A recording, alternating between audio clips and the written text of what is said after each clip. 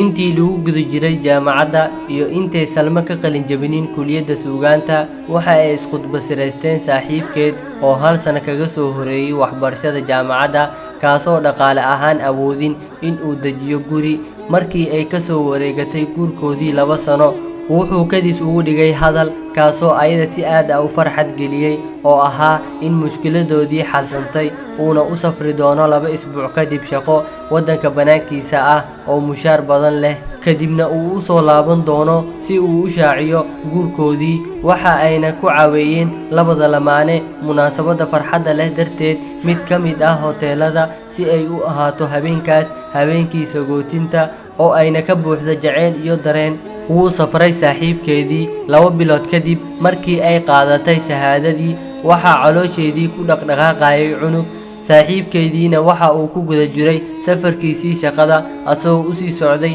mid ka mid ah wadamada qaliijka maalmihii waxa ay iskuraanbo saaxiibkeediina ma soo dirin ciwaankiisa iyo fiiso si ay ugu safarto xaggiisa waana sida uu u balan qaaday waa la waayay asiga oo dhan ilaa ay ehelkiisa ay garan waayeen meesha uu joogo maalmihii waxa ay sii socdaanbo cunugana uu caloosheedii ku weynaanayo caloosheediina ay soo dheeraanayso fadeexadana ee banaanka imaan rabto talow maxay sameyn doontaa Salmo waxa ay dhex gashay mowqif aysan ku fikirin marnaba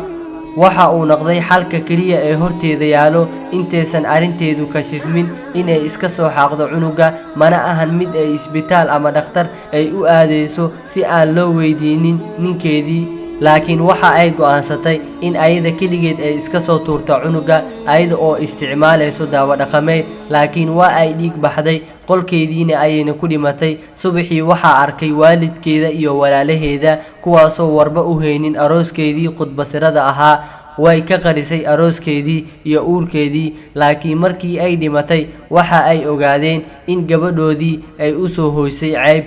waa ku mahadsantihiin daawashadiina fadlan hadaa ka heshay muuqaalkan like saar saan u ogaano inta qof ee daneynaysa muuqaalada noocan oo kale ah taasina waxa ay noo horseedaysaa in aan sii wadno muuqaalada noocan oo kale ah fadlan hadii ay tahay markii kugu horeysay aad daawanaysid channelka Cabdixaliim Cali fadlan subscribe saar si aad ula socotid waxyaabaha ugu dambeeya aan soo dhigi doono fi amaanillah wassalamu calaykum waraxmatullaahi wabarakaatuh